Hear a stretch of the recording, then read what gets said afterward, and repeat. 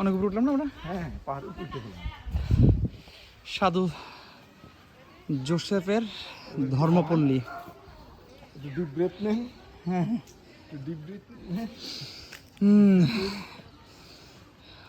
প্রতিষ্ঠিত 1912 সালে। চার্চ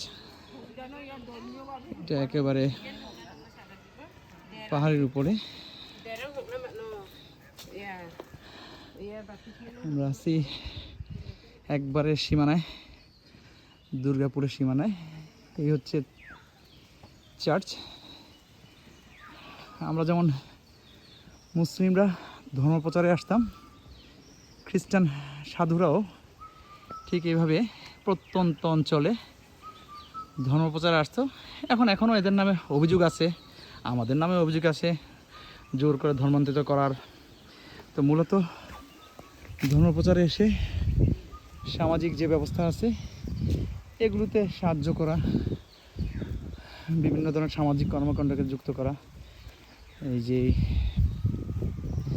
যে অনগ্রসর জনগোষ্ঠী যা আছে তাদেরকে বিভিন্ন ধরনের সাহায্য করা, শিক্ষায় অগ্রগতি দেওয়া, এগুলোতে এইসব প্রত্যন্ত অঞ্চলে এসে ধর্মের প্রভাবটা আস্তে আস্তে প্রচার করে। তো এইভাবে একবারে আমরা এখন একটা গাঢ় পাহাড়ে আছি। গাঢ় পাহাড় বলতে দুর্গাপুরের শেষ মাথায়, আমাদের জাস্ট সামনে সমস্যা নদী, ওই পাটে ইন্ডিয়া। এই একবারে প্রত্যন্ত অঞ্চলের এই জায়গার মধ্যে একটা চার্চ, সাধু জোসেফের চার্চ। এবং জোসেফ কি যিশু কি না বলতে পারছি না, এই তাদের মারিয়ার মূর্তি এখানে। আর এই হচ্ছে জোসেফ, এবং উপরে চার্চ আছে। এখানে একটা স্কুল আছে, সম্ভবত স্বাস্থ্যকেন্দ্র আছে। এই যারা আমার সামনে যারা আছে সব গাঢ়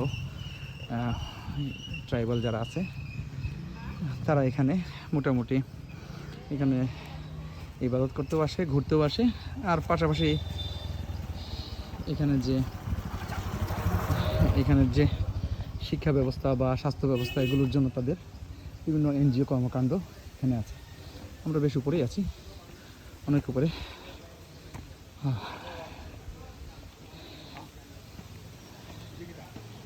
আমার জন্য বেশ কষ্টকর।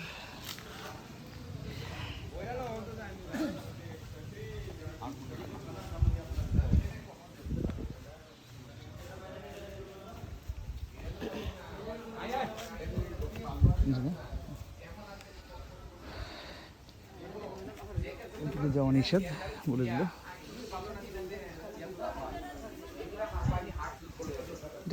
এই জায়গাটা আমার কাছে অনেকটা ওই বারাকাটিলার মতো মনে হয়।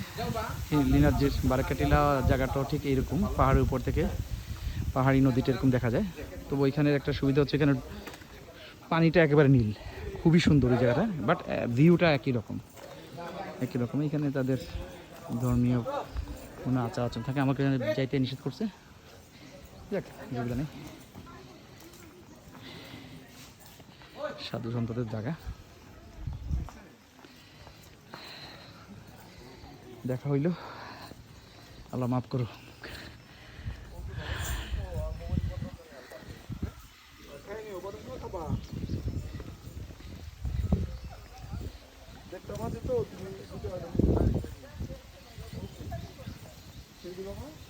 গারো অঞ্চলের রানীখং ধর্মপল্লীতে ক্যাথলিক ধর্মবিশ্বাসের প্রচারের শতবর্ষ পূর্তি উপলক্ষে নির্মিত স্মৃতিস্তম্ভ। আর্য বিশপ রবার্ট সারা, বিশপ পুনেন পলি কুবি, CSCDD ভাইস প্রেসিডেন্ট, বিশ্বাস বিস্তার সংস্থা, ধর্মপাল, ময়মনসিংহ ধর্মদেশ, রোম, ইতালি। ও আচ্ছা, এটা ইতালি থেকেই পরিচালিত, ক্যাথলিকদের জন্য প্রতিষ্ঠিত। গারো অঞ্চলে ক্যাথলিক মণ্ডলীর সূচনা লগ্নে সংক্ষিপ্ত ইতিহাসের লেখাটা খুব একটা ভালোভাবে পড়া যাচ্ছে না। বাট মূলত গারো অঞ্চলে এই হচ্ছে আমাদের দেশের গারো অঞ্চলের লোকজন যে খ্রিস্টান, তার একটা বড় একটা কারণ হচ্ছে এই যে ক্যাথলিক ধর্মযাজকরা এই অঞ্চলগুলোতে বেশ কিছু মিশনারি অ্যাক্টিভিটিস চালাইছে। এই চালানোর কারণে এই ট্রাইবাল যারা আছে তারা সবাই মোটামুটি বেশিরভাগ খ্রিস্টান ধর্মাবলম্বী এখানে আর কি। তো এটা আমরা একবারে কোণার মধ্যে, দেশের একটা কোণার মধ্যে আছি আমরা, দুর্গাপুরের জাস্ট নদীর ওই পাড়টা, এই আমার পাহাড়টার নিচে নদী, নদীর ওই পাড়টা হচ্ছে ইন্ডিয়া, আর এখন আমরা এখানে আছি বাংলাদেশের গারো পাহাড়ের মধ্যে।